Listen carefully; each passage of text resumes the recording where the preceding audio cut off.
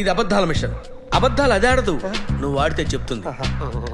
Central water commission Tummidihatti దగ్గర నీళ్లు లేవు అని 2 లేఖలు రాసింది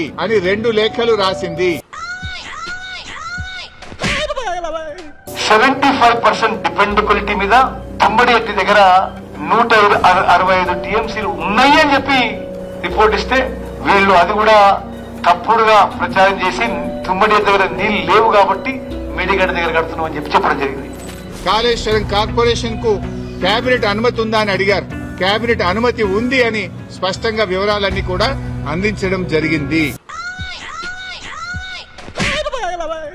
కాళేశ్వరం ప్రాజెక్ట్ ఏ రోజు కూడా కేబినెట్ ఆమోదానికి రాలేదు. బ్యారేజీ లొకేషన్ మార్పుల గురించి కూడా అడిగారు. అన్నారం సుందిళ్ల గురించి అది ప్యూర్లీ టెక్నికల్ డెసిషన్, అది ఇంజనీరింగ్ డిపార్ట్మెంట్ తీసుకోవాల్సినటువంటి నిర్ణయాలు అనేటువంటి విషయాన్ని కూడా కమిషన్ గారు అడిగినప్పుడు మేము చెప్పడం జరిగింది.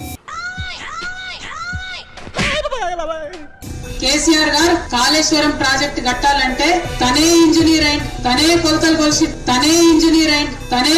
కొలిసి నెలల తరబడి నేను చూసిన